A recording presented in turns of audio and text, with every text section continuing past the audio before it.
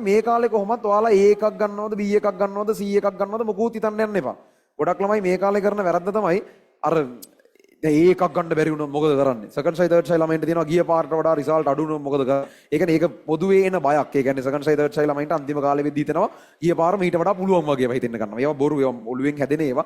ගිය පාර මීට වඩා පුළුවන් වගේ හිතෙනවා. ගිය පාරට වඩා මේ පාර රිසල්ට් අඩු වෙයි වගේ හිතෙනවා. ඒ නිසා ඒකත් එක්ක බය වෙනවා. ඒක සාමාන්‍යයෙන් ඕනම සෙකන්ඩ් සයි තර්ඩ් සයි ළමයෙකුට එන හැඟීමක්. ඒ කියන්නේ ඒක නෝමල්ම දෙයක්. ඒක කවුරුර ඒක ඇවිල්ලා තියෙනවනේ ඒක ඊටගෙන ඒක සෙකන්ඩ් සයි තර්ඩ් සයි වීමත් එක්කම උරුමයක්. ඒක සාමාන්‍ය ඕන කෙනෙකුට හිතනවා. ඒකට එහෙම වෙන්නේ නැහැ. කොහොමරි මේ ඔය විදිහට අර ඒ දේවල් ටික බැලන්ස් කරගෙන සමන් කියපු කාරණාව තමයි අර දැන් ඔයාලා අර ඒ වගේ දේවල් හිතනවා මම ඒකක් ගන්න ඕනේ ඒකක් ගන්න බැරි වුණොත් මොකද කරන්නේ මම කොහොමද දිස්ත්‍රික්ට් රෑන්ක් දානවා අයිලන්ඩ් රෑන්ක් දානවා මේ කාලවල ඒව මොකුත් හිතන්නේ නැහැ ඒව හිතන්න තිබ්බ කාලේ දැන් ඉවරයි දැන් ඔයාලට A එකක්ද B එකක්ද C එකක්ද S එකක්ද ෆේල්ද අයිලන්ඩ් ෆස්ට්ද අයිලන්ඩ් ලාස්ට්ද ඒව මොකුත් හිතන්නේ නැහැ ඕගොල්ලන්ට අදාළ වෙන්නේ ඔයාලට දවස් 20ක් හරි 20 ගාණක් හරි කීයක් හරි තියෙනවා සහ අද කියලා දවසක් තියෙනවා දැන් ඔයාලා වැඩ කරමින් ඉන්න මොහොතක් තියෙනවා ඒ සියලු වෙලාවල් වල ඔයාට කරන්න පුළුවන් උපරිමයේ වැඩ කරන එක අර මේ වෙලාව ඔයාට කිසිම ටාගට් එකක් නැහැ.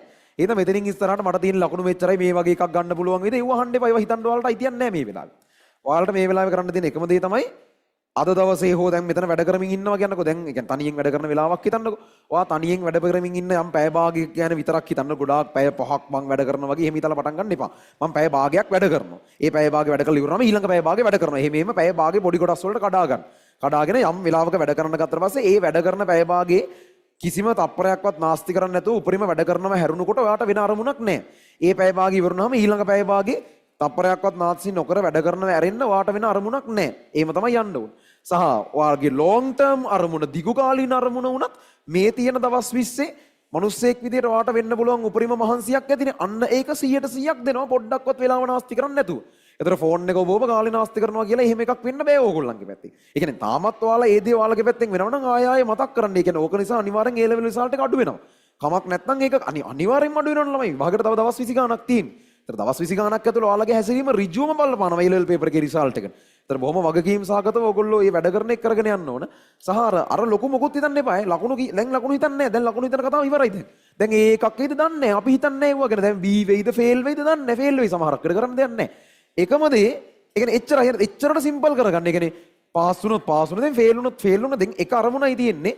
දවස් 20ක් තියෙනවා. ඔය දවස් 20 කරන්න පුළුවන් උපරිම මොකක් හරි එකක් ඇතිනේ මිනිහෙක් වශයෙන් කරන්න පුළුවන් දෙයක්. ඒක කරනවා. එච්චරයි. ඉන්හා වෙන දෙයක් වෙච්චාවේ. ඒ මට්ටමට ඔළුව සිම්ප්ලිෆයි කරගන්න. මොකද ඔය දවස් ටික තමයි අර මැජික් දවස් ටික.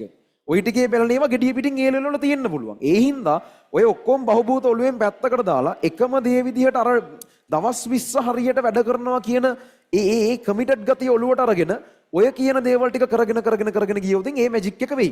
ඒක නොවෙන්නේ ඕගොල්ලෝ හිත ඉන්නවා නම් ඒකක් එයිද ඒකක් නම් ගන්න බැරි වගේ ගිය සතියේත් ලකුණු මෙච්චරයි තියෙන මම මෙච්චර වැඩ කරලා ගියා ඒත් මට ලකුණු අඩු වෙලා ඒ වගේ දේවල් හිත ඉන්න යනවා කියලා කියන්නේ වැඩේ අනිත් පැත්ත ගැහින එකයි වෙන්නේ. ඒ හිතන තරමට ඕගොල්ලෝ තව තවත් A level result එකෙන් ඈත් වෙන එකයි වෙන්නේ. සහ ඒ වගේ දේවල් කල්පනා කරන තරමට අපේ ඔළුවට එන ප්‍රෙෂර් එක වැඩි. ඒ ප්‍රෙෂර් එක වැඩි වෙන තරමට අපිට ඊළඟ මොහොතේ වැඩ කරන්න පුළුවන්කම අඩුයි. ඒ කියන්නේ ඒක පැහැදිලිවම මෙහෙම වෙනවා. ඒ කියන්නේ ඔයාලා මේ වගේ දේවල් හිතන තරමට ඔයාගේ දවසේ කාර්යක්ෂමතාවය අඩු වෙනවා.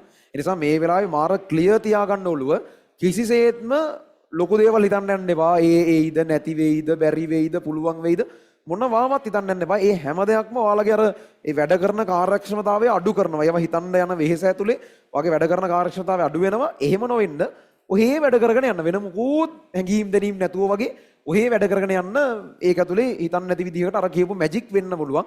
ඒවා වෙන්නේ ඔයාලා මේ වැඩේ ඇතුලේ හිටියොත් විතරයි. එහෙම නැතුව සියල්ල අතහැරලා දාලා හිටියා කියලා කිසිම දෙයක් වෙන්නේ නැහැ. ඒ ටික තමයි මේ වගේ කාලයක වැඩ කරන එකට අදාළව කියලා තියෙන්නේ. හරි. අපි පරිවර්තනයක් දීලා තමයි මේ අතරමැදි කතාවට ගියේ. ආපෞසරයක් එන්න. බය වලට මොකද කරන්නේ? පාඩම් කරන්න. බය වලට මොකද කරන්නේ කියලා වයන් ගන්න. බයෝ පාඩම් කරලා හරියට ලියන්න පේපර් එකේ.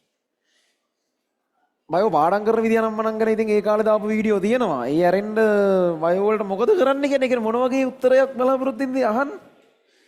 බයෝ වලට මොකද කරන්නේ? ඈ? අන්තිම දවස් 20ද?